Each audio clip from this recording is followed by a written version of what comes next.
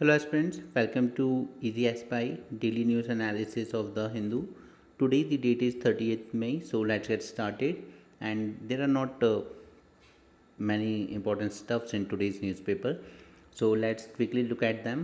First is यहाँ पर Trump के लिए एक बहुत बड़ा सेटबैक रहा है क्योंकि उन्होंने जितना भी टैरिफ वॉर स्टार्ट किया था कंट्रीज़ के अगेंस्ट दैट टू यूनिलिटरली ये ब्लॉक कर दिया है वहाँ की कोर्ट ने। ओके क्योंकि उनका ये कहना है कि प्रेसिडेंट के पास ऐसी अनबाउंडेड अथॉरिटी नहीं है, बट जितना लोग ट्रंप को जानते हैं उसका वही स्टेटमेंट है जो होना चाहिए। It is not for unelected जजेस to decide how to properly address इस नेशनल इमरजेंसी। ओके, और यही सेम चीज़ हमारे इंडियन कोर्ट्स पर भी लागू होती है जब वो जुडिशियल रिव्यू डॉक्ट्रिन या जुडिशियल एक्टिविज़म का ओवर यूज़ करते हैं। ठीक है, रोहिंग्यास को यहाँ पे जगह देनी है या नहीं देनी है ये गवर्नमेंट का डिसीजन होना चाहिए, क्योंकि कल को अगर इसके कॉन्सिक्वेंसेस होंगे तो क्वेश्चन गवर्नमेंट को किया जाएगा, जजेस को नहीं। ओके, पॉलिसी मेकिंग के डिसीजंस गवर्नमेंट के होते हैं, लॉ मेकिंग के डिसीजन पार्लियामेंट के होते हैं, बट जजेस कहीं ना कहीं इसको मिसयूज़ करते हैं, अपनी जो कॉन्स्टिट्यूशनल पावर उनको दी गई है। एंड रिमेंबर कि जुडिशरी अगर आप माने तो सबसे ज़्यादा पावरफुल अगर कहीं है तो वो यूएसए में ही है, सबसे ज़्यादा पावरफुल जुडिशरी, और उसके बाद हमारे यहाँ इंडिया में।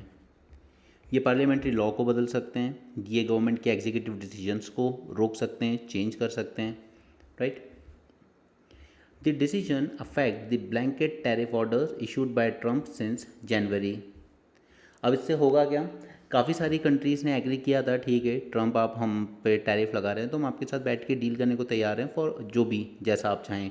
लेकिन अब क्या होगा कि सारी कंट्रीज़ फिर से पैसिव मोड में चली जाएंगी कि जब कोर्ट ने रोक दिया है तो लेट्स सी अब क्या एक्शन लेता है वाइट हाउस। अभी हमें कुछ जल्दी नहीं है इस डील के साथ आगे बढ़ने की।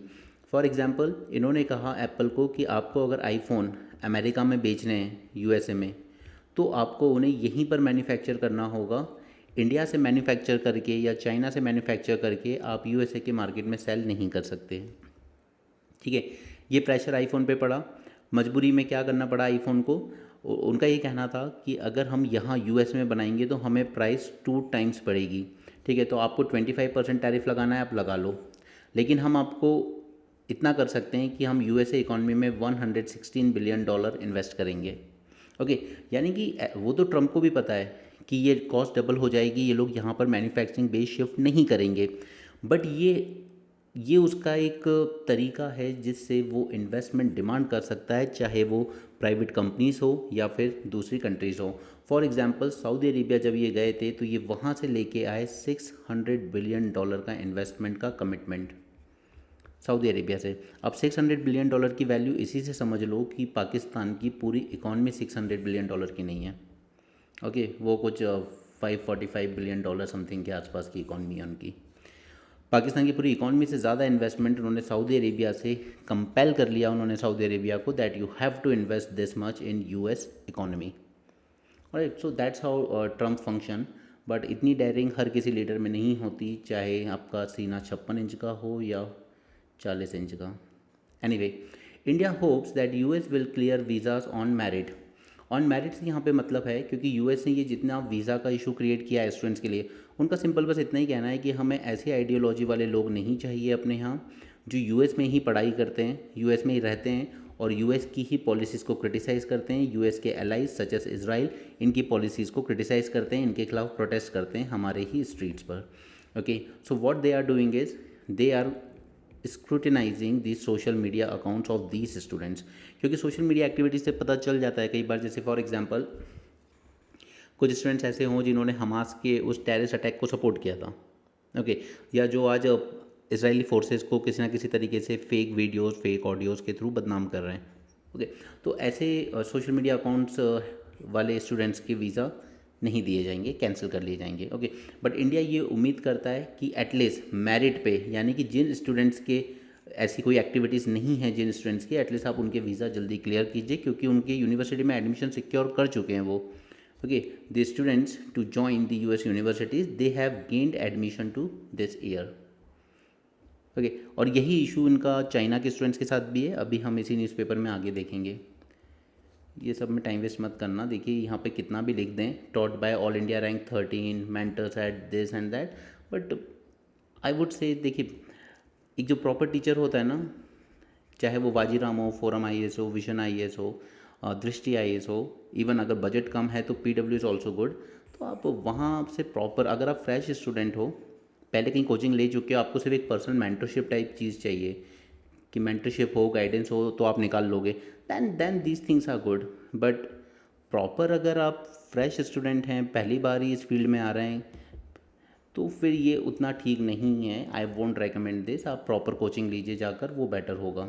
बजट ठीक ठाक है तो वाजीराम, फोरम, विजन सब कुछ है, और अगर बजट थोड़ा सा कम है तो PW is a good option. But don't waste your time on every random new startups, क्योंकि वो तो हिट एंड ट्रायल से लर्न करते जाएंगे, सीखते जाएंगे, इम्प्रूव हो जाएंगे। बट आपके जो बेस्ट चांसेस हैं फर्स्ट एंड सेकेंड अटैम्प्ट, अब वो वेस्ट मत कर लेना इन सब में। Anyway, let's move on to next important issue of the day.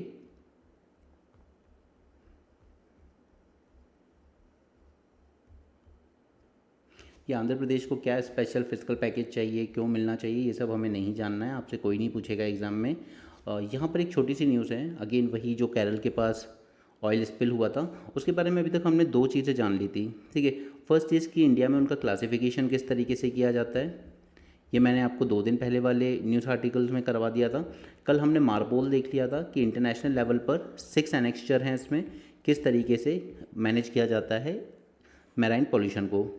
ठीक है, इसमें हम लोग यहाँ पर एक चीज़ और देखेंगे तो आपका ये टॉपिक बिल्कुल पूरी तरीके से कवर हो जाएगा, that is the national oil spill disaster contingency plan. Okay, ये बताता है कि जो इंडियन कोस्ट गार्ड है, they would be the national nodal agency for such response. तो इसके बारे में थोड़ा सा जान लेते हैं हम। National oil spill disaster contingency plan, ठीक है, यानी कि एक इमरजेंसी प्लान है यहाँ पर हमारे पास, और इसकी नोडल एजेंसी कौन सी है, Indian coast Guard. It is responsible for maintaining and implementing the plan. ठीक है, इंटरनेशनल लेवल पर तो मार्पोल हो गया, ठीक। अब बट अगर इंडियन लेवल पे भी आपको लिखना होगा मेंस में आंसर में, वैसे इस पे क्वेश्चन आ चुका है 2023 में, तो दोबारा तो नहीं आएगा, बट फिर भी जान लो। It was promulgated in 1996 and revise in 2015। Objective क्या है, इफेक्टिव रिपोर्टिंग, कि यहाँ पर स्पिलेज हुआ है ऑयल का तो तुरंत रिपोर्ट कीजिए। Prompt response to prevent, control and combat the oil pollution. adequate protection to public health and the welfare along with marine environment, and use of science and technology for preventing and managing oil spills and pollution and residual. Okay, these are the objectives of this NOSDCP. Second एक और चीज़ है, merchant shipping act of 1958। The act describes the power to give a notice to the owner, जिसका वो vessel होगा, when central government is satisfied the ship is not as per the prescribed rules. ठीक है, अगर आपकी ship ठीक ठाक नहीं है, इसमें लीकेज हो रहे हैं या जो भी है कि आगे जाके डैमेज हो सकती है, तो वहाँ पर सेंटर नोटिस दे सकता है ओनर को। अगर सेंटर को ऐसा लगता है that this ship is not as per rule, and after notice if the person fails to comply, central government can convict the person as an offense. Okay, तो ये दो रेमेडीज़ हैं इंडिया लेवल पर। अब मैंने कल भी आपको कहा था, अगर इसको कंट्रोल करना है तो इसके लिए काफ़ी सारी टेक्निक्स होती है। इसमें सबसे इजी है bio remediation. It refers to use of specific micro organism to remove any toxic और हार्मफुल सब्सटेंसेज। तो यहाँ पे हमारी जो टेरी है उसने डेवलप किया था ऑयल जैपर बैक्टीरिया, जो मैंने आपको प्रीलिम्स रिवीजन सीरीज में भी पढ़ाया था, oil zapper bacteria which can degrade the oil quickly. Okay, तो ये सबसे बेस्ट मेथड है। Oil booms, they are temporary floating barriers used to contain the marine spill, protect the environment and assist in recovery. Okay, यहाँ पे ऐसे drum size के कुछ वो छोड़ दिए जाते हैं ताकि ये ऑयल को और ज़्यादा फैलने ना दें, और ये इसको यहीं पे इसी रीजन में रिस्ट्रिक्ट करके रख दें, फिर हम उसको धीरे धीरे कलेक्ट कर लेंगे। यूजिंग डिस्पर्सेंट, ये आप हेलीकॉप्टर्स के थ्रू स्प्रे कर सकते हो। Dispersal agents are chemicals that are spread upon the spill with the help of aircraft and boats which aid the natural breakdown of oil components. Okay, या फिर fourth एक और है, ये यहाँ पे मैं अंडरलाइन करना भूल गया। Okay, in situ burning for control burning of concentrated oil patches to reduce volume. But इसमें क्या है कि यहाँ पे पॉल्यूशन फिर और ज़्यादा होता है। Skimming, this is a physical removal of oil from, क्योंकि आपको पता है पानी के ऊपर ये तैरता रहेगा, जाएगा तो है नहीं अंदर, तो हम इसको फिजिकल रिमूव कर सकते हैं from the surface using specialise equipment before it reaches coast line. तो यहाँ पे टोटल 5 मेथड्स लिखे हैं ऑयल को कंट्रोल करने के लिए। आप कोई भी 4 याद रख लो, इतना ही लिखने का स्पेस होता है वहाँ पर। ओके तो आपका ये ऑयल स्पिल वाले में हमने सारी चीज़ें जान ली। हमने इंटरनेशनल लेवल पर मार्पोल है और एक और कन्वेंशन है जो हमने कल देखा था। इसके बाद इंडिया लेवल पर 2 स्टेप ले सकते हैं हम लोग और इनको कंट्रोल करने का मेथड। बाकी इनके इम्पैक्ट क्या होते हैं, तो वही सब आपका हैबिटेट लॉस होगा, मराइन इकोसिस्टम डैमेज होगा और फिशरी कम्युनिटीज़ की लाइवलीहुड डिस्टर्ब होगी and all those things. Okay so इसमें बस एक ही पॉइंट नया था। Next is early childhood care education. Okay ECCE, ECCE की जब 2 मिनट, जब ECCE की बात हम लोग कर रहे हैं तो हम लोग बात कर रहे हैं यहाँ पे 0 से 6 इयर्स के बच्चों की। लेकिन अगर स्पेसिफिकली हम देखें तो हम लोग यहाँ से जो बच्चे प्री नर्सरी में जाने से भी पहले होते हैं ना, आंगनवाड़ी वगैरह में भेज दिए जाते हैं, उनकी बात हो रही है। ठीक है, तो यहाँ पे जो अर्ली चाइल्डहुड केयर है उसमें 3 इश्यूज़ हैं। बट उससे पहले मैं आपसे चाहूँगा यहाँ से आप एक कोट लिख लें अपने पास जो आपको एग्ज़ाम में काम आएगा। केस स्टडी के फॉर्म में 2-3 चीज़ें हुई हैं जिनको हम अच्छा कह सकते हैं। First is decision by Uttar Pradesh to hire 11,000 dedicated early childhood care and education educators for Bal Vatikas to Odisha, launching Shishu Vatikas and Jadui Pedi Kids states in state are showing the way। Okay तो यहाँ पे 2 states का याद रख लीजिए। First is आपका उत्तर प्रदेश, इसने 11,000 dedicated educators higher करें हैं अपनी बाल वाटिकास के लिए। और सेकंड है उड़ीसा का जिसने लॉन्च की है शिशु वाटिकास एंड जादुई पेडी किड्स। और इसके अलावा हमारे मध्य प्रदेश से भी एक एग्जांपल है, let me tell you that also. Okay in Madhya Pradesh monthly Bal Chaupal लगाई जाती है यहाँ पर to engage with parents directly by showing them the importance of play based learning. Okay तो ये 3 केस स्टडी बनेगा जो आप अपने एग्जाम में यूज़ करोगे। Okay 1, 2 and 3, Orissa, UP and MP. ठीक है, ये 3 केस स्टडीज़ याद रखिए कि अर्ली चाइल्डहुड एजुकेशन को बेटर बनाने के लिए हम लोग क्या कर सकते हैं यहाँ पे। ओके अब प्रीलिम्स के लिए एक और चीज़ जो यहाँ से निकल के आती है 2 मिनट जरा ट्रेन निकल जाए।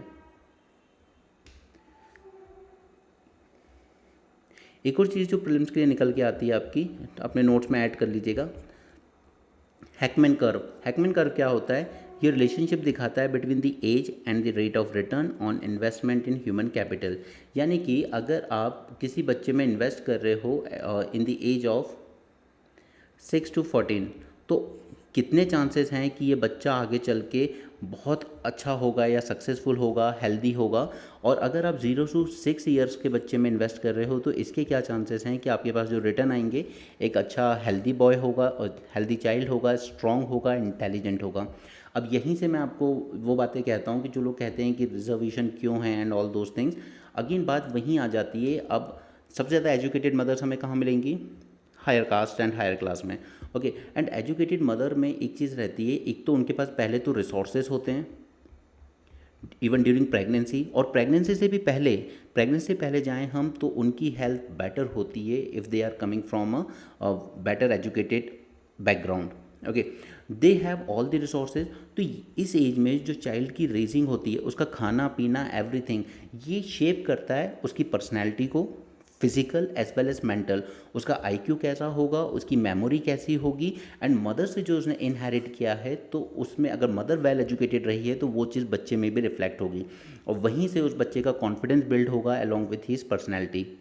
ओके सो ऐसा नहीं है कि everyone is born equal, some are born with a better you can say lottery at birth। उन्होंने यही वर्ड यूज़ किया है यहाँ पर, लॉटरी एट बर्थ। ओके लेकिन कुछ किड्स ऐसे होते हैं, लेकिन मेजॉरिटी ऐसे होते हैं जिनके पास ये सारे रिसोर्सेज नहीं होते हैं एंड पूरी लाइफ वो लगे रहते हैं स्ट्रगल में दूसरों से कैचअप करने की।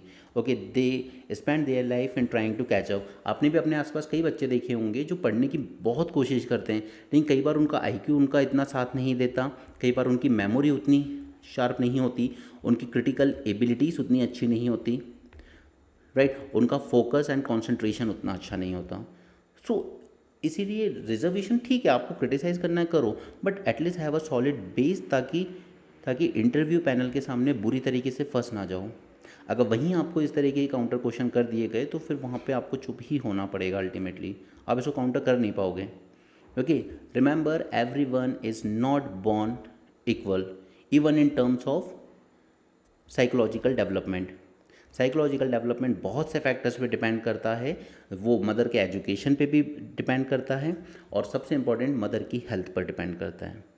ओके, और ऐसे कई आपको विलेजेस मिल जाएंगे जहाँ आपको देख के लगेगा कि ये लोग तो वेल ऑफ फैमिली से ही हैं, ठीक है, एग्रीकल्चर लैंड है, सब कुछ है, सब कुछ है, लेकिन आप एक जनरेशन पीछे अपनी मदर के टाइम पे चले जाइए, गांव में स्कूल थे ही नहीं, मेजॉरिटी गांव में स्कूल नहीं थे। Okay, so don't don't counter reservation without any solid footing. Okay, वरना इंटरव्यू में बुरी तरीके से फंसोगे। मैं एक सर का नाम नहीं लूँगा, वो सबसे ज़्यादा मॉक इंटरव्यूज़ करवाते हैं, पूरे यूट्यूब पे आपको वायरल दिखेंगे। वो मोस्ट ऑफ द टाइम इसी बात को क्रिटिसाइज़ करते हैं। अगर किसी बच्चे ने रिजर्वेशन छेड़ दिया तो वो फिर शुरू हो जाते हैं, ही कम फ्रॉम ओबीसी कम्युनिटी। तो इस तरह के इश्यूज़ में ना ही फंसो तो बेटर है। एनीवे, बट अगेन कमिंग, अब जापान के स्कूल में अगर आप देखोगे तो वहाँ पर बच्चों को डाइट स्कूल में ही दी जाती है, स्कूल की तरफ से ही। क्यों? अब आप ये बताइए कि एक बच्चा जो हेल्दी ड्राई फ्रूट्स खा रहा है, ठीक है, बचपन में बात कर रहे हैं हम, 0 to 6 ईयर, क्या ये बच्चा बेटर आईक्यू लेके आगे बढ़ेगा लाइफ में? यस। तो बच्चे की जो डाइट मिलेगी स्कूल में वो भी डिफाइन करती है कि आगे चल के ये बच्चे इक्वली कॉम्पीट करने लायक रहेंगे या नहीं रहेंगे। ऑब्वियसली इंडिया अफोर्ड नहीं कर सकता, इंडिया करने की कोशिश जरूर कर रहा है अपने आंगनबाड़ी और सरकारी स्कूल में, बट कैसा खाना मिल रहा है वो आप भी देख रहे हैं वहाँ पर। ओके, आप वहाँ एक्सपेक्ट नहीं कर सकते कि आपको टॉप क्वालिटी का खाना मिलेगा। यूपी का एक एग्जाम्पल था, 80 बच्चों में 1 लीटर दूध बांट दिया गया पानी मिला के, ठीक है। I used to have a friend in Vajiram, she is from Orissa. वो बहुत प्राउडली कहती थी, मेरी मदर ने जब से आंगनबाड़ी ज्वाइन किया है हमें अंडे ब्रेड खरीदने की ज़रूरत नहीं पड़ती, मम्मी वहाँ से ले आती है और मैं उनके अकाउंट मैनिपुलेट कर देती हूँ। So that is the mind set of people. Okay, और उन्होंने गवर्नमेंट जॉब्स को और इस तरह की चीज़ों को अपना राइट सा मान लिया है कि वो करप्शन करके भी गिल्ट नहीं होता उन्हें, and they aspire to be a IAS officer. Anyway, चलिए हैकमैन कर्व पे आते हैं वापस। ओके, तो क्या कर रहा है, ये रिलेशनशिप दिखा रहा है between the age and rate of return on the investment in human capital, ठीक है। जितनी कम एज में आप बच्चों में इन्वेस्ट करोगे उतने बेटर ह्यूमन कैपिटल आप डेवलप कर पाओगे फ्यूचर के लिए। यहाँ पर 3 चैलेंजेस इन्होंने हाईलाइट करें। First is that childrens are not receiving sufficient instructional time. अब इसमें प्रॉब्लम्स कहाँ आ रही हैं, क्यों बच्चों को सफिशिएंट इंस्ट्रक्शन टाइम नहीं मिल पा रहा है? पहला कि नंबर ऑफ़ आंगनवाड़ी वर्कर्स जो हैं वो बहुत कम हैं और जो बच्चे हैं वो बहुत ज़्यादा हैं। नियरली 5.5 करोड़ बच्चे हैं, okay, between 3 to 6 years age. और यहाँ पे ऑपरेशनल आंगनवाड़ीज़ कितनी है, 14 लाख, और कितने लोग काम कर रहे हैं, 56,000 प्राइमरी स्कूल्स। लेकिन यहाँ पर आंगनवाड़ी वर्कर कम होने की वजह से एक आंगनवाड़ी वर्कर सिर्फ 38 मिनट ही डिवोट कर पाता है एक बच्चे को, उसकी एजुकेशन पर, उसकी पर्सनैलिटी पर, उसके वेलफेयर पर। सो फर्स्ट इज़ कि उतना सफिशिएंट इंस्ट्रक्शनल टाइम नहीं मिल रहा है। और फिर ये जो आंगनवाड़ी वर्कर्स हैं इनकी क्वालिटी आपको पता ही होगी। इनकी तो छोड़िए, आप प्री स्कूल में जो टीचर्स सभी सिलेक्ट हुए थे बिहार में थोड़े दिन पहले, उन्हें ये नहीं पता कि बिहार में डिस्ट्रिक्ट्स कितनी हैं। ये अब उसको भी, उससे भी आगे और आ जाइए, यूपीएससी खुद एग्ज़ाम कराता है APFC।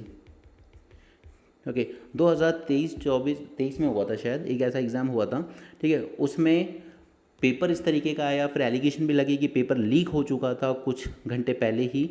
और उसके बाद आप एक मॉक इंटरव्यू देखिएगा जाकर लुकमान IAS के चैनल पर। वहाँ पे 2 लड़के आए मॉक इंटरव्यू देने, एक को ये नहीं पता कि bat is a mammal, okay, और दूसरे को ये नहीं पता कि ब्रिक्स का फुल फॉर्म क्या है, ओके। और ये असिस्टेंट कमिश्नर की रैंक का एग्ज़ाम था, ठीक है। बट ऐसे बच्चे मॉक इंटरव्यू देने आ रहे हैं, तो इवन वो टीचर्स भी हंसने लगे कि कौन कहता है कि UPSC फेयर है पूरा, ओके। तो और फिर ये जो गवर्नमेंट एग्जाम्स हो रहे हैं, खासकर ये प्री प्राइमरी स्कूल और स्कूल लेवल के, तो किस तरह के टीचर्स आ रहे हैं वो आप कहीं भी देख सकते हैं। They have no idea about what is the difference between governor president, ठीक है। उन्हें चीफ मिनिस्टर गवर्नर के बारे में नहीं मालूम, उनसे पूछो कि यूपी का गवर्नर कौन है, वो अखिलेश यादव बोलते हैं। That sort of teachers we are having in school. तो इंस्ट्रक्शन टाइम 38 मिनट भी मिल रहा है अगर, तो वो भी कोई बहुत अच्छा नहीं मिल रहा है। Only 9% of pre primary schools have dedicated ECE teachers. अभी जो प्री प्राइमरी स्कूल हैं वो अर्ली चाइल्डहुड केयर के लिए कोई अलग से टीचर भी लाना पसंद नहीं करते, उनको लगता है वो तो बच्चे हो जाएंगे ग्रो। अब होता ये है उसके बाद कि बच्चा जब हायर क्लासेस में जाना शुरू करता है तो the children start formal schooling without the skills they need. ना अरिथमेटिक स्किल्स हैं, ना अल्फ़ाबेट स्मॉल और कैपिटल अल्फ़ाबेट में फ़र्क मालूम है, ना ही नंबर्स में कोई फाउंडेशनल अरिथमेटिक डेवलप कर पाए वो, ठीक है। और फिर उनको प्रमोट कर दिया जाता है क्लास 1 में और फिर वहाँ जाकर वो स्ट्रगल करते हैं। Okay, so that is first thing कि अर्ली चाइल्डहुड केयर में हमें क्या करना होगा, हमें जो टाइम है उसको ज़्यादा बढ़ाना होगा ताकि हर एक बच्चे की पर्सनैलिटी पे ध्यान दिया जा सके। This is the first issue, children are not receiving sufficient instructional time.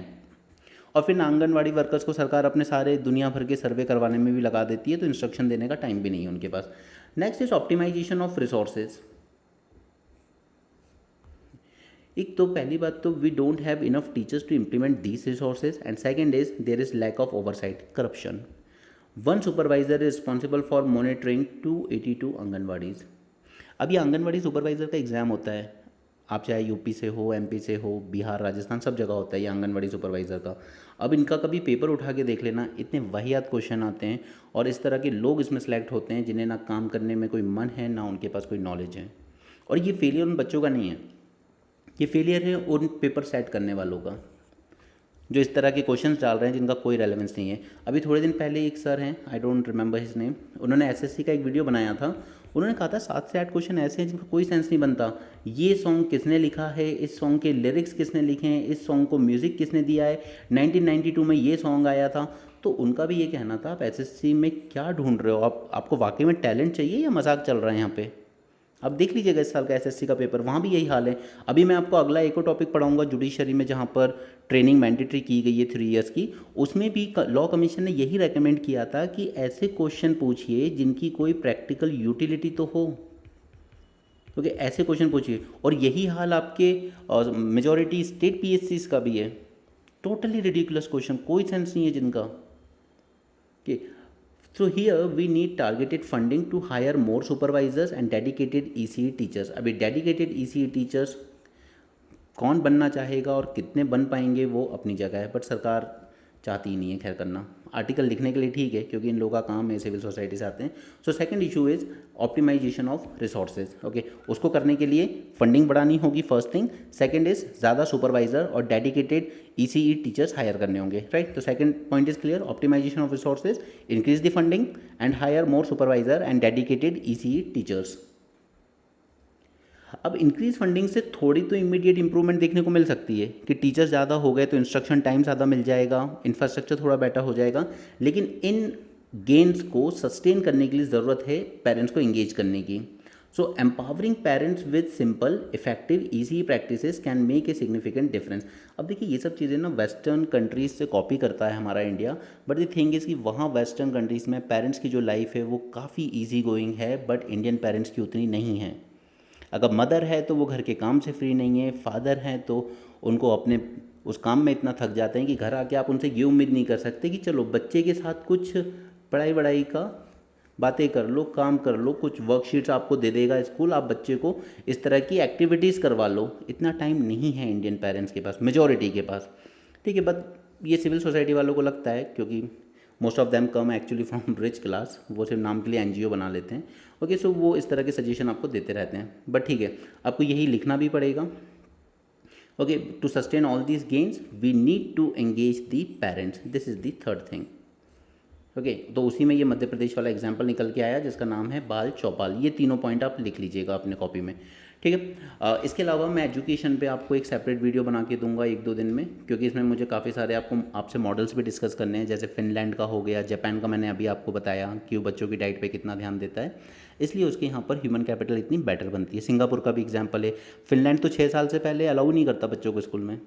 Okay, उसका ये कहना है कि 6 साल तक इनको सिर्फ खेलने दो और ग्रो होने दो, कोई मेंटल बर्डन मत डालो, उससे इनका मेंटल डेवलपमेंट रुक जाता है। ओके, तो इस आर्टिकल को अभी मैं होल्ड पे रखूँगा, क्योंकि इसे मैं जो पहले के पुराने कुछ आर्टिकल्स हैं उनके साथ मिक्स करके आपको एक कंबाइंड लेक्चर दूंगा, ठीक है। हैकमैन का अब याद रखिएगा, इसी तरह की चीज़ें एग्जाम में आती हैं प्रीलिम्स में, फिर वो दिक्कत देंगी आपको, क्योंकि आपको कोई रेडीमेड नोट्स में नहीं मिलता है कोचिंग के। ये फिर से आया है आज article, 3 year practice mandate for judicial service welcome. तो ये मैं आपको करवा चुका हूँ ऑलरेडी अपने पिछले सेशन में, लेकिन मैं आपको यहाँ पे एक क्विक ओवरव्यू दे देता हूँ उन बच्चों के लिए जो उस टाइम प्रीलिम्स में बिजी थे। इस पूरे इशू की शुरुआत होती है, पहले तो ये फ़र्क समझिए कि हम यहाँ पे बात कर रहे हैं सबऑर्डिनेट जुडिशरी की, ठीक है। इसमें जो जजेस आते हैं उनके लिए ये मैंडेटरी कर दिया गया है कि आप जब लॉ कॉलेज से ग्रेजुएट होते हो तो वहाँ से फिर 3 साल प्रैक्टिस कीजिए, उसके बाद एग्ज़ाम अपीयर कीजिए और फिर आप डिस्ट्रिक्ट जज के लिए क्वालिफाई होते हो। अब प्रॉब्लम ये है यहाँ पर 5 साल की तो उनकी हो गई लॉ की डिग्री, ठीक है। 3 साल आप कह रहे हो प्रैक्टिस, टोटल हो गए 8 साल, यानी कि कॉलेज में लड़का गया होगा से 17 साल में, ठीक है। 17 में आप 12th पास कर लेते हो अगर लेट नहीं हुए तो। अब 17 और 8 में लाके आप यहाँ हो गए हो 25 के, क्लियर। अब प्रॉब्लम ये है कि स्टेट गवर्नमेंट्स जब ये ऑर्गेनाइज करती हैं एग्ज़ाम, ठीक है, स्टेट पीएससी और स्टेट गवर्नमेंट मिलकर करवाती हैं सबऑर्डिनेट जुडिशरी की एग्ज़ाम, तो ये रेगुलर नहीं होते। कई बार 3 साल में एक बार हो रहे हैं, कई बार 4 साल में एक बार हो रहे हैं। अब इस 25 में 3-4 साल और ऐड कर लीजिए तो लड़का हो जाता है 28-29 साल का, ओके। अब अगर आप ये मैंडेटरी कर रहे हो 3 साल, तो ये लड़का हो जाएगा 28-29 साल का जब वो एग्ज़ाम अपीयर करेगा। जबकि वो क्या सोचता था कि मैं 22 साल में ग्रेजुएट होऊंगा, ठीक है, और 22 साल में अगर मेरा लक अच्छा रहा तो उसी साल एग्ज़ाम आ जाएगा और मैं निकाल लूँगा और मैं 23 में जज बन जाऊँगा। तो आपने यहाँ पे उसके 5-6 साल लेट कर दिया उसे। अब ये 5-6 साल लेट हुए, अब इसका इम्पैक्ट देखिए अलग अलग फील्ड में विमेन पर। कितने पेरेंट्स, स्पेशली जो थोड़े से मिडिल क्लास या लोअर मिडिल क्लास से आते हैं, कितने पेरेंट्स इंतज़ार करेंगे कि अभी लड़की ग्रेजुएट हुई है 22 में, अभी 6-7 साल और इंतज़ार करना पड़ेगा, ठीक है। On an average 6 year wait करना पड़ेगा। क्या इसका लड़कियों पे पॉजिटिव इम्पैक्ट होगा या नेगेटिव? Negative, okay. इसी में आ जाइए इकोनॉमिकली वीकर सेक्शन से लोन आने वाले लोग, काफ़ी सारे बच्चे ऐसे होंगे जिन्होंने लोन लेकर कॉलेज किया होगा अपना। क्या ये लोन अमाउंट जब रीपे करना होगा वापस, तो क्या इनको 7-8 साल की लिबर्टी है? यहाँ पर मुश्किल है। और यही चीज़ बाकी पे भी लागू होती है, चाहे वो ओबीसी से आते हों, एससी से आते हों या एसटी से आते हों, उनके लिए भी कि इतने साल रुकना उनके लिए पॉसिबल नहीं होगा। तो यहाँ पर क्या होगा कि जो थोड़े हायर सोशल स्ट्रेटा से आते हैं, जो अफोर्ड कर सकते हैं उतने साल वेट करना, सिर्फ उन्हीं को बेनिफिट होगा इस चीज़ का, बाकी लोगों को लॉस होगा, ठीक है। तो ये पूरी पिक्चर है जितनी अभी तक हमने समझी थी, ठीक है। इसको हटाते हैं। अब यहाँ पर इस सब की शुरुआत हुई थी 14th लॉ कमीशन रिपोर्ट 1958। उसने कहा था आप 3 ही नहीं बल्कि 3 से 5 साल का एक्सपीरियंस मैंडेटरी कर दीजिए फॉर लोअर सबऑर्डिनेट जजेस इन एवरी स्टेट। और कुछ स्टेट्स को इतनी मस्ती चढ़ी कि उन्होंने 3-5 साल नहीं, उन्होंने 7 ईयर्स तक भी कर दिया, जैसे वेस्ट बंगाल ने, ओके। अब इनका कहना था कि आप पहले एज अ लॉयर प्रैक्टिस कीजिए यहाँ पे, उससे बेनिफिट क्या होगा? फर्स्ट, आपको प्रैक्टिकल एक्सपीरियंस मिल जाएगा, लॉ कोर्ट किस तरीके से फंक्शन करता है, ठीक। दूसरा, आपको ये जजमेंट्स वगैरह कैसे लिखनी है ये सारे आइडियाज़ हो जाएंगे, क्या लेटर्स लिखने हैं, क्या रिपोर्ट बनानी है, इन चीज़ों का आइडिया हो जाएगा। अभी जजमेंट का आइडिया हो जाएगा, ये इसलिए सिग्निफिकेंट है क्योंकि अभी हमारे एक सुप्रीम कोर्ट के जज साहब थे, अब तो खैर रिटायर हो गए, उन्होंने उनसे जजमेंट भी खुद से ना लिखी जा रही थी, वो ऑस्ट्रेलिया के किसी कोर्ट से सिमिलर केस रहा होगा, ठीक है, तो उसी को पूरा उठा के कॉपी पेस्ट करके छाप दिया। अच्छे से लोगों ने ट्रॉल किया। ये हाल है हमारे सुप्रीम कोर्ट के जजेस का, ठीक है। ये रिजल्ट है नेपोटिज्म का, राइट। तो ये सारे फंक्शन अगर आप ऐसा लॉयर सीख के आते हो, आप डेकोरम देख सीख के आते हो कोर्ट का, और कई बार आप देखते हो ना, कई बार जज ही कुछ भी बोल रहा है, कभी लॉयर्स कुछ बोल रहे हैं, तो ये सोचकर मैंडेटरी किया गया था।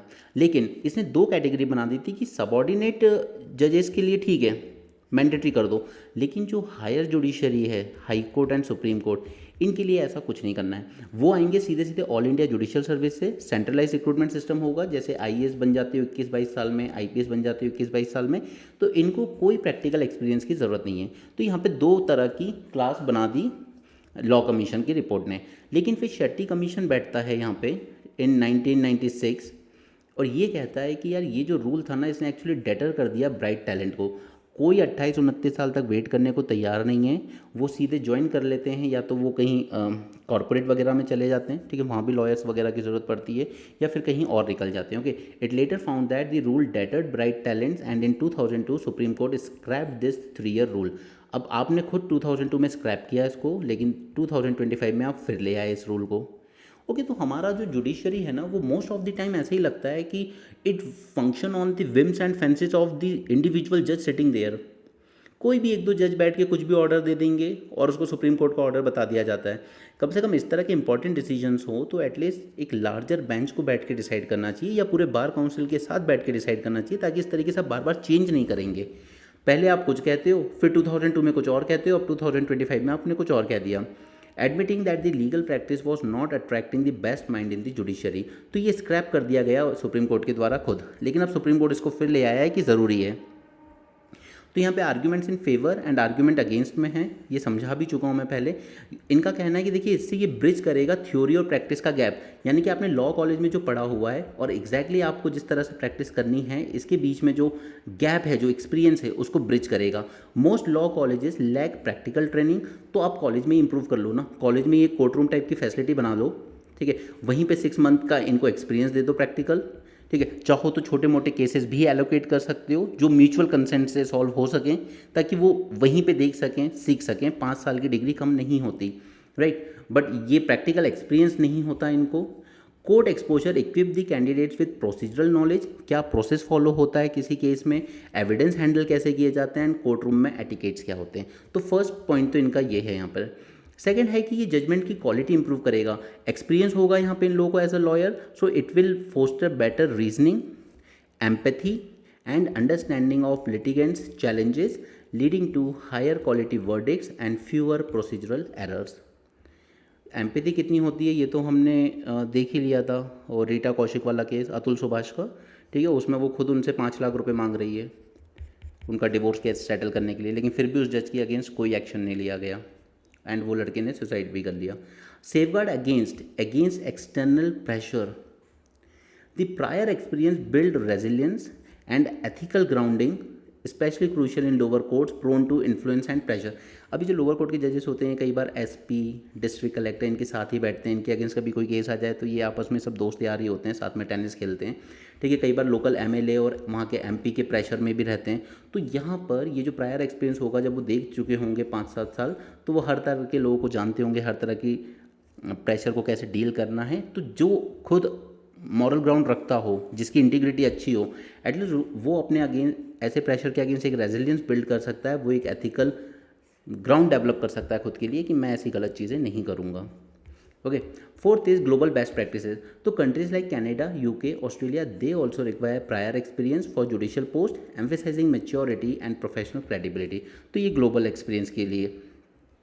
बट आर्ग्यूमेंट अगेंस्ट क्या है कि ये बेस्ट टैलेंट को अट्रैक्ट नहीं कर पाएगा। The best students from national law college, पहले तो ये जितने बेस्ट स्टूडेंट्स आते हैं ना, ये सब नेशनल लॉ कॉलेज से ही आते हैं। अगर आप स्टेट लेवल की कॉलेजेस देखेंगे तो they are the worst. They are increasingly drawn to lucrative corporate jobs and not judiciary. तो ये होगा कि 28-29 साल वेट नहीं करेगा, वो 21-22 में फिर कहीं कॉर्पोरेट जॉब में चला जाएगा। Irregular examinations and age limit, no judicial service जो एग्जाम होते हैं स्टेट के, जो मैंने आपको कहा 3-4 साल में एक आध बार होते हैं, okay, they are not conducted annually in many states. Adding 3 year experience on top of 5 year law degree, it could push candidates beyond age limit और deter them from exam altogether. Gender implications, women account for 38% of जजेस in district judiciary. अब ये अपने court book में add कर लेना, ठीक है, इसी तरह के फैक्ट्स हमें काम आएंगे आगे चल के जब हम आंसर राइटिंग शुरू करेंगे। They may find it difficult to meet the requirement due to maternity breaks और सोशल कंस्ट्रेंट्स। सोशल इम्प्लीकेशन, तो यहाँ पे इकोनॉमिकली एंड मार्जिनलाइज सेक्शन जो हैं ये डिसएडवांटेज पे होंगे काफ़ी। It will need to begin because they need to begin earning early. Further step हम क्या कर सकते हैं कि आप इनको सेलेक्ट होने दीजिए, 21, 22, 23 जब भी सेलेक्ट हो रहे हैं, इनका अभी ट्रेनिंग पीरियड होता है 1 year, इसको बढ़ा के आप 2 year कर दीजिए। एटलीस्ट इस बीच उनकी अर्निंग तो शुरू हो जाएगी ना। 2 year कर लो, चाहे 3 year कर लो। Extended training instead of practice, recruit young law graduates and subject them to rigorous 2 year training program combining academic instruction and court room exposure. Reform in exam pattern, ये बहुत ज़रूरी है। आप उनको रोड मेमोराइजेशन वाले exam question मत दीजिए, scenario based questions दीजिए, evidence appreciation, judgment writing type के केस दीजिए। यही कहा था 14th लॉ कमीशन ने, बट ना तो उन्होंने सीखा ना हमारी स्टेट PSCs ने सीखा, सब रॉट लर्निंग वाले फैक्चुअल क्वेश्चन दे रहे हैं। Incentivizing judicial career, better stipends and career progression pathways can attract top legal minds to the judiciary. Okay, तो मैंने आपको ये आर्टिकल रिवाइज करवा दिया, उस दिन भी सारी बातें की थी मैंने आपके साथ। चलो, ऑटोनमस वॉरफेयर इन ऑपरेशन सिंदूर, अब ये तो है ही यहाँ पर ड्रोन्स वगैरह फ्यूचर है वॉरफेयर का, हमने ऑपरेशन सिंदूर में दिखाया भी। इसी के साथ एआई सैटेलाइट्स, मैंने आपसे 2 दिन पहले डिस्कस किया था एआई सैटेलाइट्स, और चाइना ने लॉन्च की है करीब 50 से ज़्यादा, इंडिया ने भी प्रॉमिस किया हम 30 से ज़्यादा ऐसे सैटेलाइट्स लॉन्च करेंगे। तो इनके पोटेंशियल बेनिफिट्स मैं ये आपको मेंस के पॉइंट ऑफ व्यू से बता रहा हूँ, ठीक है, इनके पोटेंशियल बेनिफिट्स एंड इसमें जो इनके जो कॉन्सिक्वेंसेस होंगे, चैलेंजेस वगैरह और वे फॉरवर्ड, ठीक है। तो ये एआई सैटेलाइट्स पे मैं आपको एक सेपरेट लेक्चर दूंगा मेंस 450 प्लस में, क्योंकि ये आई पर्सनली फील कि एग्ज़ाम में आएगा। फिलहाल यहाँ पे हमारे लिए 2-4 बातें ही काम की हैं। और जब पाकिस्तान ने रिटेलिएट किया था तो उन्होंने अपने ऑपरेशन का नाम रखा था Bunyanum Marsoos, that is wall of the lead. And second is यहाँ पर हमने 3 लेयर का अपना डिफेंस सिस्टम तैयार किया था। हमने अपने 3 लेयर डिफेंस सिस्टम को तैयार किया था। फर्स्ट लेयर में थी हमारी आकाश मिसाइल या आकाश नाग, ठीक है, ये है हमारी टोटली इंडिजिनस। सेकंड लेवल पे थी हमारी बराक 8 मिसाइल, ये थी मीडियम रेंज मिसाइल्स आकाश इंडिजिनसली। बराक ये हमने इसराइल के साथ मिलके बनाई है, ये थी लॉन्ग रेंज मिसाइल। और थर्ड लेयर पे था हमारा S-400 सिस्टम जो हमने रशिया से लिया है और इसका नाम बदल के हमने रख दिया था सुदर्शन चक्र, ठीक। ये हमारा 3 लेयर डिफेंस सिस्टम था। तो इसने कहीं ना कहीं हमें दिखाया है कि इंडिजिनसली भी हम लोगों ने काफ़ी कुछ बनाया है, और हमारी ब्रह्मोस मिसाइल की तो डिमांड इसके बाद कुछ ज़्यादा ही बढ़ गई है वर्ल्ड ओवर, ठीक है। बस ये 2-3 बातें याद रखनी थी, Akash medium range, Barak long range and S-4 system. और S-4 सिस्टम में हमने 5 यूनिट परचेज़ की है रशिया से, जिसमें से अभी 3 डिलीवर हुई है, 2 बाकी हैं। ओके, नाउ यहाँ पर बीएसएफ क्या कर रही है, it has started arms training for village defence guards, कि मान लीजिए टेररिस्ट पेनिट्रेट कर जाएं, बॉर्डर सिक्योरिटी फोर्स से भी बच के निकल गए, यानी कि फर्स्ट लाइन ऑफ डिफेंस उन्होंने वायलेट कर दी, तो as a second line of defence develop किया जा रहा है विलेज डिफेंस गार्ड्स को along Jammu border with Pakistan, ठीक है, ताकि इन टेररिस्ट को बेटर टैकल किया जा सके। अब ये वो बताता है जो मैं आपको कहता हूँ, एंड कई बच्चे कहते हैं कि आप बहुत क्रिटिकल हो, क्रिटिकल नहीं हूँ, ठीक है। तेजस को 30 साल लग गए लेट डेवलप होने में, हमारे कोई प्रोजेक्ट्स टाइम पे कंप्लीट नहीं होते, नॉट इवन बुलेट ट्रेन। और ये फ्रस्ट्रेशन आप एयर चीफ मार्शल की बात से भी देख सकते हैं। Delay in defence projects invite private players to contribute, इनका कहना है कि ये जो डिले हैं ये बहुत बेकार चीज़ है। इनफैक्ट इन्होंने ये भी कहा कि कई बार हम लोग डील साइन करते हैं जबकि हमें ये पता होता है कि ये डील प्रैक्टिकल शेप में आनी ही नहीं है, मतलब लेट नहीं आनी है, आनी ही नहीं है, उनको ये पता है, ठीक है। तो अभी हमने आमका बनाने की बात की है, that is of 5th generation fighter jet. अब इसमें प्रॉब्लम क्या है कि हमने टाइमलाइन क्या रखी है कि हम इसको बना लेंगे 2034 तक, बट लिख के रख लो 2050 आ जाएगा इसमें ये बनते बनते, ठीक है। ये अचीवमेंट्स हैं हमारी आज तक की, और ये खुद एयर चीफ भी जानते हैं। He raised concern over the delays in delivery of defense project. He urged the private industry to rise to the occasion, develop world-class products, and contribute alongside other stakeholders to making India a great nation. Timeline is a big issue. Not even a single project that he can think of has been completed on time. This is a problem. Okay, यहाँ पे government का जो decision रहा है to involve the private industry in development of arm का project, it is a big step. कि यहाँ पे क्या होगा, जो प्राइवेट फॉर्म है जैसे अडानी डिफेंस, ओके, या रिलायंस डिफेंस है अनिल अंबानी की, ओके, वो कॉम्पीट करेंगी HAL के साथ इस प्रोजेक्ट को बिड करने में। चलो, यहाँ पे Sikkim can become a global tourism hub, ये सिक्किम डे था, तो उसी के लिए इन्होंने कहा है कि a golden Sikkim emerging as a global hub for tourism and powerhouse in sports. तो ठीक है, 2 ही चीज़ें यहाँ डेवलप की जा सकती है, टूरिज्म एंड स्पोर्ट्स, इसके अलावा कुछ है भी नहीं डेवलप करने को, ओके। इसके अलावा ऑर्गेनिक, ये पूरी तरीके से 100% ऑर्गेनिक स्टेट है, ये याद रखिएगा। और टूरिज्म की यहाँ पे बात क्यों हो रही है, तो सुंदरता है वो अपनी जगह है, लेकिन इसी के पास भूटान एक फ्यूचरिस्टिक सिटी डेवलप कर रहा है, futuristic in terms of not development, futuristic in term of tourism, और उसका नाम रखा है गैल्फू माइंडफुलनेस सिटी। यहाँ पर नेचर के अकॉर्डिंग ही टूरिज़्म को प्रमोट किया जाएगा, ठीक है। तो ये गैल्फू रहेगी, तो उसके साइड में ही हमारा सिक्किम भी प्रॉस्पर कर सकता है टूरिज़्म में।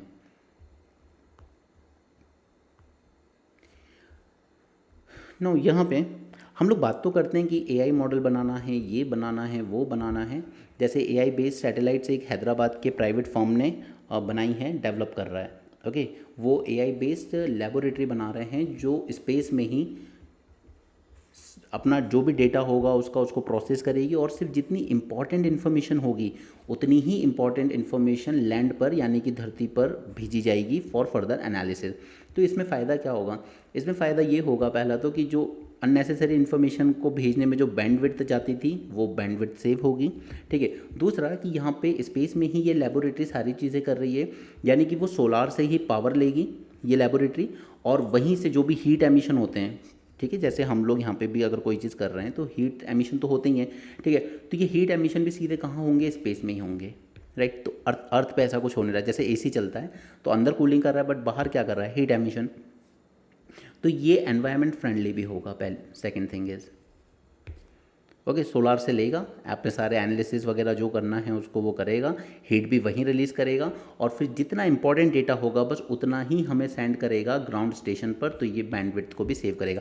तो ये दो फर्दर एडवांटेजेस हो जाते हैं। जब मैं आपको पढ़ाऊँगा अभी एआई सैटेलाइट्स तो उसमें ये दो एडवांटेज भी आएंगे। मैं इसलिए आपका बेस धीरे धीरे बिल्डअप करता हूँ ताकि आपको उस वक्त आंसर राइटिंग टफ ना लगे, रट्टा नहीं मारना है, अपने आप को ऐसा तैयार करना है कि सारे इन्फॉर्मेशन, कंटेंट, ये सारी चीज़ें नेचुरली फ्लो हो ब्रेन में, रट्टा मार के एग्ज़ाम नहीं निकलता।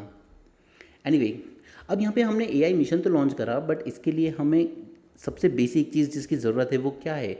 वो है जीपीयू, ग्राफिक्स प्रोसेसिंग यूनिट। तो यहाँ पर India has acquired 14,000 GPU in addition to 18,000 that it has already procured. Now these GPUs are in high demand for training and deploying AI models and have been used extensively for training generative large language models like ChatGPT and DeepSeek, China का। Okay, तो हमें AI mission में ये सब कामयाबी के लिए सबसे पहले ये बेसिक चीज़ें तो लें हम। जीपीयू ये भी नहीं बनाते हम, तो ये भी हमें इम्पोर्ट ही करना पड़ता है। US will begin revoking the visas of Chinese student. अब चाइनीज़ स्टूडेंट को ही सबसे ज़्यादा हॉन्ट कर रहा है। China is the second largest country of origin for international students in the US behind only India. यानी कि चाइना में जितने स्टूडेंट्स आते हैं उसमें से 25% स्टूडेंट्स तो अकेले चाइना से आते हैं। ठीक है, यूएसए में जितने पढ़ने आते हैं, ए quarter of all foreign students in the US comes from China. तो यहाँ पर रिवोक कर रहे हैं इनके वीज़ा को, and those with connections to the Chinese Communist Party और स्टडिंग इन क्रिटिकल फील्ड। अब ये चाइनीज़ कम्युनिस्ट पार्टी से अगर कोई स्टूडेंट्स टाइप जुड़े हैं जो रिसर्च करने यूएसए आ रहे हैं तो चलो उनको करना समझ में आता है, लेकिन ये स्टूडेंट जो क्रिटिकल फील्ड में हैं इनको क्यों? क्योंकि चाइना का ये एटीट्यूड रहा है हमेशा कि जाओ पढ़ो, जहाँ पढ़ना है सीखो, फिर वापस चाइना में आ जाना रिसर्च एंड डेवलपमेंट के लिए, क्योंकि चाइना ने वो इकोसिस्टम बना के दिया है अपने यहाँ लोगों को रिसर्च एंड डेवलपमेंट का, कि आपको और बेस्ट एजुकेशन, वैसे तो चाइनीज़ यूनिवर्सिटीज़ भी अब कम नहीं है, लेकिन और बेस्ट एजुकेशन लेना है तो जाओ यूएसए में ले लो, नेदरलैंड में ले लो, जहाँ लेना है, and then come back for further research and development in the critical field, लेकिन चाइना में। और हमारे इंडिया में क्या है कि हमने अपना इकोसिस्टम ही बर्बाद कर रखा है। कल ही मैंने आपको दिखाया था जहाँ scientist and researchers are disappointed कि उनके 1 साल से स्टिपेंड ही नहीं दिए गए हैं, सरकार फंड ही रिलीज़ नहीं करती है, करेगी कहाँ से? सब तो लुटा दिया उन्होंने फ्रीबीज बांट बांट के। चलो एक लास्ट आर्टिकल और है, वो है कैंसर को लेके। ओके, टोबैको और कैंसर। अब कल हमने कैंसर के बारे में कुछ फैक्ट्स याद रखे थे, उसमें से क्या था? फर्स्ट इज़ कि इंडिया में जो 60% केसेस आते हैं वो कहाँ आते हैं? कैंसर की स्टेज 3 एंड स्टेज 4 पे, जबकि 60% केसेस यूएस और एडवांस इकोनॉमीज में जो आते हैं वो कहाँ आ जाते हैं? स्टेज 1 एंड स्टेज 2 में ही। राइट। ब्रेस्ट कैंसर फीमेल में सबसे बड़ा इशू है। राइट। कल हमने ये 2-3 पॉइंट्स वहाँ पे जाने थे। अब ये बात है यहाँ पे स्मोकिंग की। अब स्मोकर्स में अगर आप देखेंगे तो एक तो हो गए जो डायरेक्ट पीते हैं, दूसरे हो गए सेकेंड हैंड स्मोक, यानी कि आप स्मोकिंग नहीं कर रहे हो बट आप जिसके पास खड़े हो वो स्मोकिंग कर रहा है, तो आप कहलाओगे सेकेंड हैंड स्मोकर, क्योंकि उस धुएं का इम्पैक्ट आप पर भी होगा। अब कुछ facts, 42% of man and 14% of women in India use tobacco. अब टोबैको दोनों फॉर्म में आएगा, ठीक है, वो सिगरेट वगैरह उसमें जाएगा, फिर वो पान मसाला, जर्दा, सुपारी और इन सब चीज़ों में भी आता है। ठीक है, और आपने ओल्ड एज में देखा भी होगा, दादी नानी टाइप होती थी, वो एक छोटा सा लेके चलती थी बटवा टाइप, उसमें सुपारी रहती थी, जर्दा रहता था, ये सब। ठीक है, तो ऐसा नहीं है कि it is only about man. 42% man and 14% of women in India use tobacco. पहले बीड़ी फेवर की जाती थी ओवर सिगरेट्स, क्यों? क्योंकि चीप होती थी। पूरा का पूरा पैकेट ही आ जाता था 5-10 रुपये में। India has seen largest increase in the market share of cigarettes globally. अब ये पॉइंट है जो मैं उम्मीद करूँगा कि आप अपने पास रखें फ़िलहाल, ठीक है। इसको कहाँ कैसे यूज़ करना है ये मौके आएंगे, ऐसा नहीं है कि इसका मौका नहीं आएगा।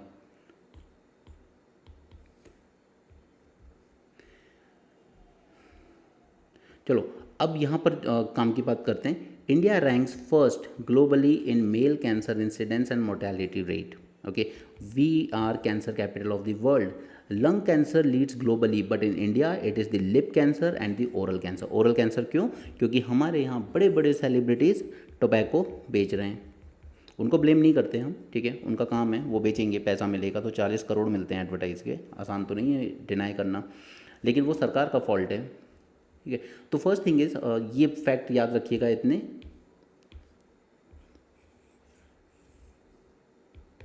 Okay, India ranks first in male cancer and mortality rate, this is first point. Second is world में लंग कैंसर सबसे ज़्यादा होता है बट इंडिया में लिप एंड ओरल कैंसर सबसे ज़्यादा होता है। यानी कि कहीं ना कहीं हमें टोबैको और सिगरेट्स को कंट्रोल करने की ज़रूरत है। और उसके अलावा ये एक इकोनॉमिक कॉस्ट भी लेके आता है, almost 1% of India's GDP. Economic cost किस सेंस में? वो ट्रीटमेंट वगैरह वो सब तो अपनी जगह है, ठीक है, लेकिन ये बंदा जो अर्न कर रहा था अब इसने बिस्तर पकड़ लिया है, और इसकी अर्निंग से जो फैमिली, इसकी पूरी फैमिली जो डिस्टर्ब हो रही है, तो उस वजह से ये एक सोशल कॉस्ट भी लेके आएगा, ठीक है। तो ये इकोनॉमिक कॉस्ट भी लेके आता है और सोशल कॉस्ट भी लेके आता है। अब आइए काम की बात पे। There is a urgent need for evidence based anti tobacco policies as primary prevention strategy. हम क्या बट जो इंडस्ट्री है टोबैको इंडस्ट्री, एक बात बताओ, अगर वो अक्षय कुमार को 40 करोड़ दे सकती है एडवर्टाइज का, तो आप समझिए कि उसमें कितना कितना ज़्यादा प्रॉफिट होगा उनको, राइट। तो वो पॉलिटिकल पार्टीज़ को कितना फंड दे सकती हैं, वो सरकार को कितना इन्फ्लुएंस कर सकती हैं। तो ये इंडस्ट्रीज इन्फ्लुएंस करती हैं पॉलिसी में इंटरफेयर करके, pricing tactics to maintain affordability, targeted marketing, ठीक। जैसे अब बीच में एक और चीज़ आई थी, ई सिगरेट्स, उसमें ये चला दिया गया रिसर्चर्स द्वारा कि ई सिगरेट हार्मफुल नहीं है। बट एक बात बताइए, इन रिसर्च को फंड कौन कर रहा है? कोई ना कोई बड़ी प्राइवेट कंपनी ही इन रिसर्चर्स को फंड करती है। जैसे बीच में एक पे एलिगेशन भी लगा था कि हार्वर्ड यूनिवर्सिटी में रिसर्चर्स को पैसा दिया कंपनी ने ये बोलने के लिए कि मदर का मिल्क और जो बेबी मिल्क आपका पैकेट में आ रहा है, ठीक है, ये दोनों सेम हैं, ये दोनों बराबर बेनिफिशियल हैं। बाद में पता चला कि ये तो प्राइवेट कंपनी थी जिसने एक नहीं कई रिसर्चर्स को पब्लिश करके इस तरह की रिसर्च निकलवा दी कि आपको मदर को मिल्क पिलाने की ज़रूरत नहीं है बेबी को, आप उसको मार्केट से बेबी फूड लेके दे सकती हैं, वो भी इक्वली हेल्दी है, ठीक है। और इस तरह की हरकतें होती हैं तो फिर आपको अनन्या पांडे जैसे डम बच्चे ही ग्रो होते हुए नज़र आते हैं, ठीक। तो ये इनकी जो टारगेटेड मार्केटिंग होती है कि चलो यूथ को टारगेट करते हैं, यूथ भी नहीं टीनेजर्स को, कि ई सिगरेट हेल्दी है, कोई दिक्कत नहीं है। डेंस टोबैको शॉप नेटवर्क, हर चौराहे पे 3-4 मिल जाएंगी, and lack of political will, ये वो सारे रीजंस हैं जिससे टोबैको इंडस्ट्री इन्फ्लुएंस करती है हमारे यहाँ पॉलिसीज़ को। Taxation is crucial yet under utilise tool in reducing tobacco use. हमारे यहाँ पर अगर आप सारे टैक्स भी मिला लोगे इन पे तो सिर्फ 35% टैक्स लग रहा है, जबकि WHO कहता है कि आपको टोबैको पे लगाना चाहिए करीब 75% टैक्स। लेकिन हमारी सरकार बाकी अच्छी चीज़ों पर टैक्स ज़्यादा लगाती है, इन बुरी चीज़ों पे सिर्फ 35 लगा पाई है। क्यों? क्योंकि मिलती है पीछे से पॉलिटिकल फंडिंग, ठीक है। ये जो यहाँ लिखा है ना लैक ऑफ पॉलिटिकल विल, उसका सबसे बड़ा रीज़न है electoral bonds. No under shifting, अब ये एक टर्म है अंडर शिफ्टिंग। क्या है? ये होता है where manufacturers absorb tax hike to grow their market. यानी कि अब पहले सपोज कीजिए कि 1 रुपये का कोई टोबैको का पाउच आ रहा था, ओके, अब इस पर टैक्स लग गया तो फिर इसको कर देना चाहिए 1.5 रुपीज़ का, लेकिन कंपनी कहती नहीं नहीं इसको 1 ही रखो। एक काम करेंगे, या तो हम नुकसान बर्दाश्त कर लेंगे या फिर अंदर जो क्वांटिटी है उसको थोड़ा और रिड्यूस कर देंगे, ओके। फॉर एग्जांपल एक बिस्किट का एग्जांपल लेते हैं, 5 रुपये का बिस्किट है, उसके अंदर 6 बिस्किट आ रहे हैं। तो सर यहाँ पे कंपनीज क्या कर सकती हैं, यार ये 5 रुपये का इसको बढ़ा नहीं सकते हम, ठीक है, वरना हम कंपटीशन से बाहर हो जाएंगे। एक काम करो, अंदर से एक बिस्किट कम कर दो, पैकेट का साइज़ उतना ही रखना लंबा, ठीक है, लेकिन यहाँ से एक बिस्किट हटा देना। इस तरह की हरकतें करती हैं कंपनी। यही सेम चीज़ होती है यहाँ पर इसमें, इसी को कहते हैं हम लोग अंडर शिफ्टिंग, ठीक है। मैन्युफैक्चरर टैक्स हाइक को एब्जॉर्ब करता है, कंज्यूमर पे पास ऑन नहीं करता। To enhance the affordability cigarettes are often sold as single stick. अब ये बहुत ज़रूरी है क्योंकि अगर आप पूरा पैकेट लेने जाओगे ना ठीक है, 10 सिगरेट का तो 150 रुपये का पड़ेगा। लेकिन यहाँ पे ये लोग क्या करते हैं, एक सिंगल स्टिक के फॉर्म में इसको सेल करते हैं। और ये देखिए अब कि ये प्रैक्टिस बैन है ऑलमोस्ट 88 कंट्रीज़ में, लेकिन इंडिया में बैन नहीं है। अभी आप इंडिया में अगर कंपलसरी करते हैं कि सिंगल स्टिक्स नहीं मिलेंगी, तो आपको क्या लगता है कितने सारे खासकर स्कूल के लड़के, कॉलेज के लड़के ये क्विट कर देंगे स्मोकिंग को? नहीं ले सकते आप 150 रुपये दे के सीधे पैकेट्स, राइट। एंड और फिर इस सिंगल स्टिक में एक और नुकसान ये होता है कि आपने वार्निंग कहा, आपने कहा 75% पैकेट पर वार्निंग होनी चाहिए कि ये कैंसर करेगा, बट वो कैंसर तो वो वार्निंग तो पैकेट पे है ना, यहाँ तो एक सिंगल स्टिक निकाल के दे दी। तो इसने क्या किया, उसने बाईपास कर दिया उस ग्राफिक हेल्थ वार्निंग को भी। तो ये सरकार जब दूसरी कंट्रीज बैन कर सकती हैं तो इंडिया में अभी तक बैन क्यों नहीं हुई है ये प्रैक्टिस? ठीक है, this is most important point. Implementing robust anti-tobacco policies can be effective in curbing tobacco use, but policies जब इम्प्लीमेंट करोगे ना, जब वहाँ इंडस्ट्री से पैसा मिलना बंद होगा। ओके, तो चलिए इस पूरे आर्टिकल को समराइज करते हैं। यहाँ से सिर्फ हम 5-6 पॉइंट ऐसे उठाएंगे कि हम किस तरीके से टोबैको कंजम्पशन को रिड्यूस कर सकते हैं। ओके, और ये पॉइंट्स आप एज इट इज़ ही लिखेंगे अपनी कॉपी में। Focus on this. First is regular tax hike.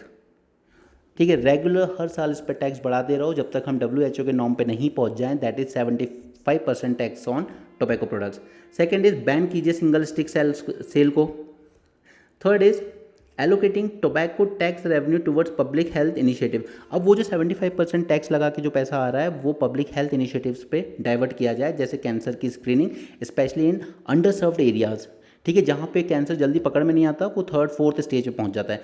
तो वो पैसा अगर हम इधर डाइवर्ट करेंगे तो हम 1st 2nd स्टेज पे कैंसर को पकड़ पाएंगे। This is third point. Fourth is enforcing plain packaging with prominent health warning. तो ये तो गवर्नमेंट कर भी रही है, ऑलमोस्ट 75% पैकेट, बल्कि ऑलमोस्ट 90% ही हो गया है धीरे धीरे। ठीक है, तो ये तो गवर्नमेंट ने किया है, बट इसका कोई असर हो नहीं रहा है क्योंकि आप सिंगल स्टिक सेल करना अलाउ कर रहे हो अभी भी। Restricting sales near tea stall can help break. Yes, कॉलेजों के बाहर, कोचिंग्स के बाहर, स्कूल्स के बाहर ये इस तरह की टपरियाँ बनी होती हैं जहाँ पे आपको चाय के साथ सिगरेट भी मिलती है। तो ये चाय सुट्टा कल्चर जो चला है, इसको रोकने के लिए ज़रूरी है कि हम ये अलाउ करें कि जहाँ पे चाय मिलेगी वहीं पे सिगरेट नहीं मिलेगी, सिगरेट थोड़ी दूर जाके मिलेगी, ताकि ये कल्चर ख़त्म हो। Next is robust enforcement through regular inspection and penalties. जो दुकानदार इस चीज़ को वायलेट करे उसको हम रोबस्ट पेनल्टी लगाएं। सो कितने पॉइंट्स हो गए हमारे पास? 1, 2, 3, 4, 5 एंड 6। बस हो गया आंसर तैयार। ठीक है, कि अगर टोबैको को कंट्रोल करने के लिए गवर्नमेंट आपसे मेजर्स पूछे जाएं कि आप क्या मेजर्स लेंगे, तो यही 6 पॉइंट्स लगा देना, आंसर तैयार हो गया। ओके, आई होप आपको ये समझ में आया हो। So that's it for this session. अब हम मेंस 450+ में एक सेशन करेंगे AI सैटेलाइट्स पे, आज ही करेंगे। ओके, AI सैटेलाइट्स, क्योंकि ये बहुत इंपॉर्टेंट है, ये आपके लिए एग्जाम में डेफिनेटली आएगा मेंस में। Okay, so that's it for this session. Thanks for joining. Have a great day and keep learning.